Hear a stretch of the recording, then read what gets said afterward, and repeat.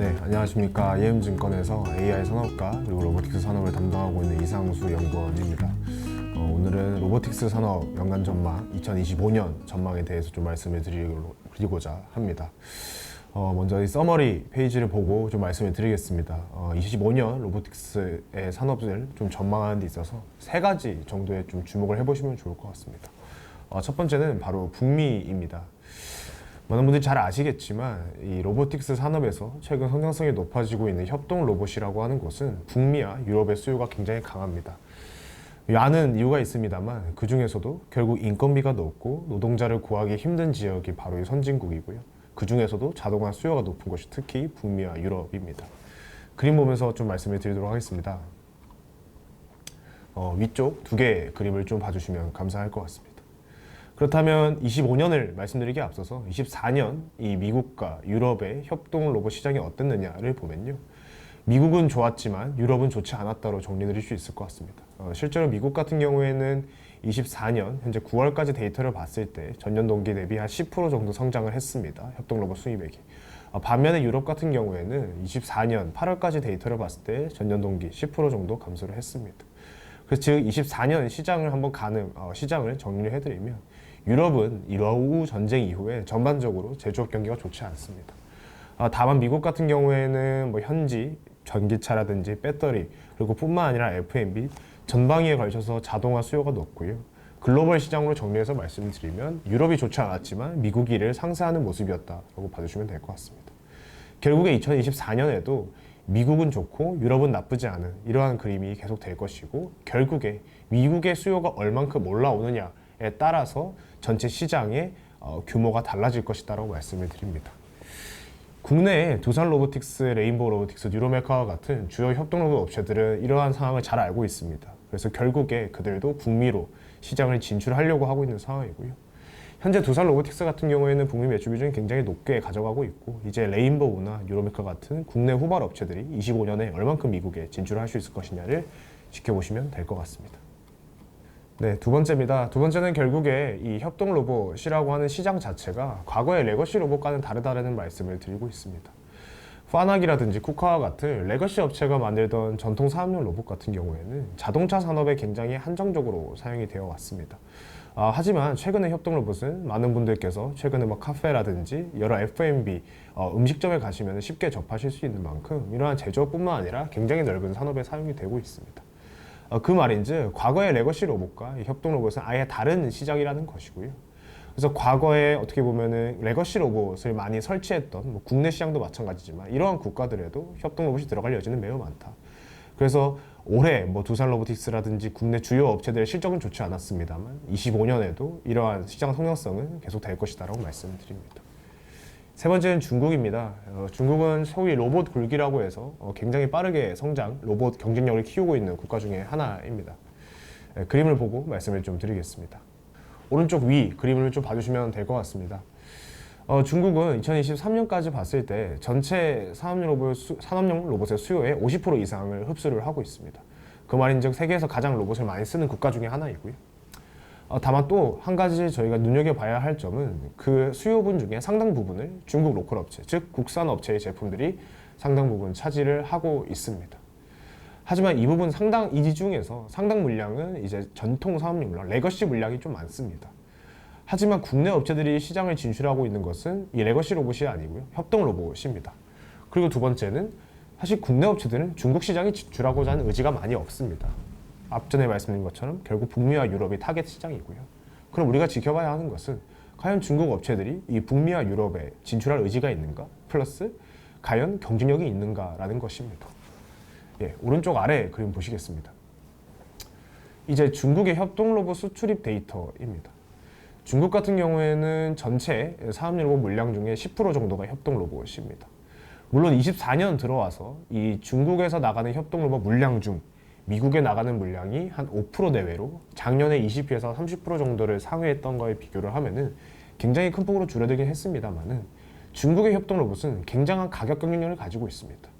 국내 업체 제품 대비해서 거의 3분의 1, 거의 절반에 가까운 가격 경쟁력을 가지고 있기 때문에 지금 현재 중국의 협동 로봇은 미국으로 들어갈 때 관세가 현재 부과가 되고 있습니다.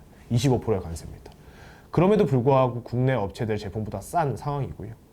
그렇기 때문에 앞으로 이제 트럼프 2기 정부가 들어왔을 때 여러 가지 로봇 산업의 영향을 점쳐 보시는 분들이 있지만, 첫 번째 국내 업체에게 수혜가 될 수 있는 포인트는 현재 25%의 관세에서 플러스 추가 관세, 예를 들어서 뭐 50% 관세가 된다라고 하면 국내 업체들에게 제품 경쟁력 측면에서는 분명히 도움이 될 것입니다.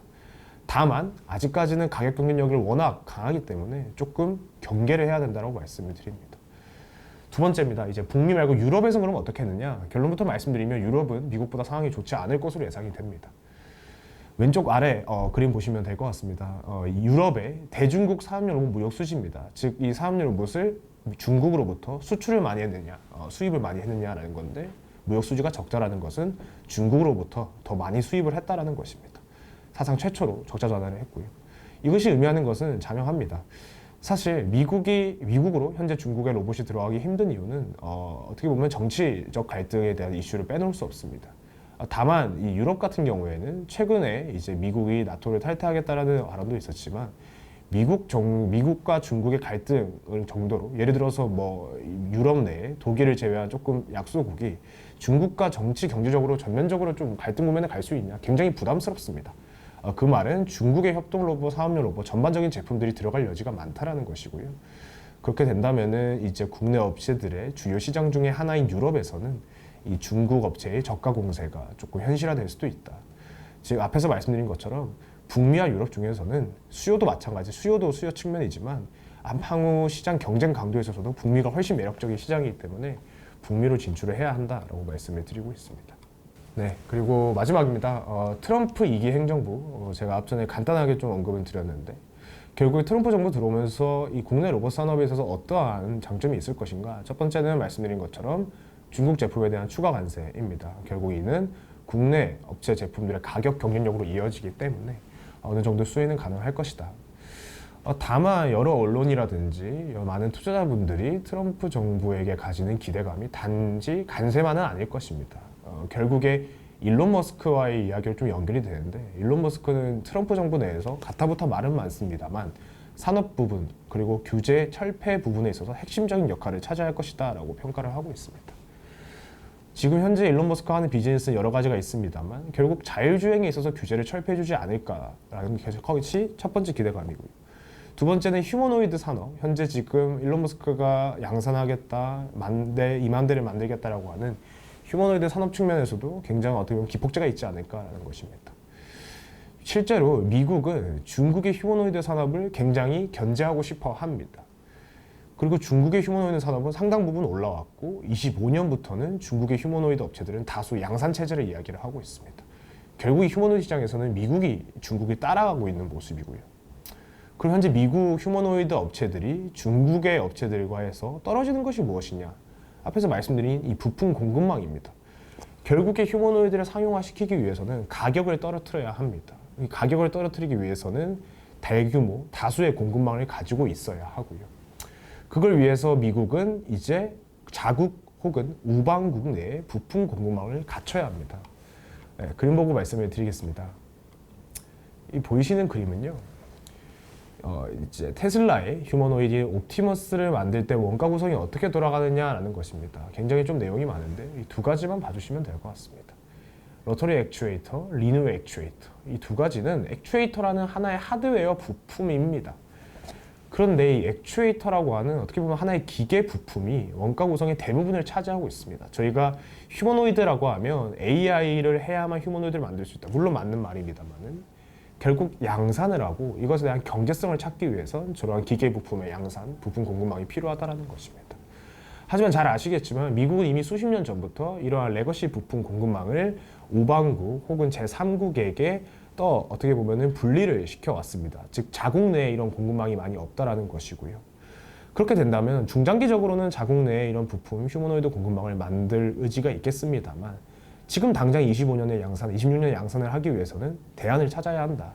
그 대안이 일본의 기계부품 장비 업체가 될 수도 있겠습니다만 또 다른 측면에서 봤을 때 로봇을 위한 액추에이터, 즉 로봇용 액추에이터를 공급한 이력이 있거나 실제로 제품 레퍼런스가 있는 회사가 조수처가 아닐까라는 아이디어에서 고민을 해보면 이제 국내 업체 중에 로보티즈라는 업체가 있습니다. 실제로 매출의 90% 이상이 로봇용 액추에이터에서 발생을 하고 주요 휴머노이드 향으로도 액추에이터를 다수 공급을 한 바가 있습니다.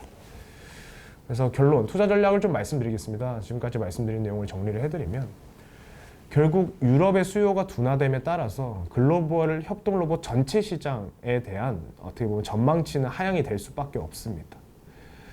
그러면 그 중에서 이제 결국 미국이 올라온다고 말씀드렸지만 그 중에서 우리가 그럼 어떤 업체를 고를까? 협동 로봇 업체 중에 결국 매출이 빠르게 올라오는 업체가 굉장히 매력적일 것이다 라고 말씀을 드립니다. 근데 두산 로보틱스 같은 경우에는 북미 시장에서는 잘하고 있지만 유럽 시장이 너무 안 좋습니다.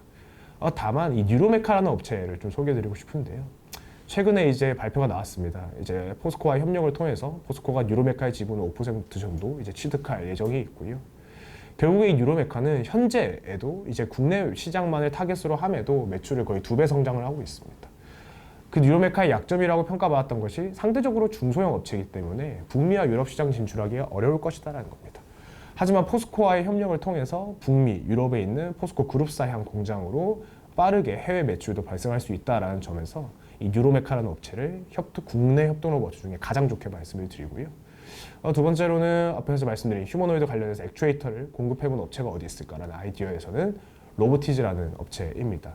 이 로보티즈는 국내 시장에서 이 배송 로봇을 하는 유일한 상장 업체입니다. 비상장 업체는 여러 개 있습니다만 상장 업체 중에는 이 배송 로봇 비즈니스라는 유일한 업체이고요. 로보티즈는 LG전자가 현재 2대 주주로 있고 LG전자가 하겠다라는 차세대 실내 배송 서비스에 로보티즈의 이 제품, 즉 배송 로봇이 현재 공급이 될 상황이 있습니다.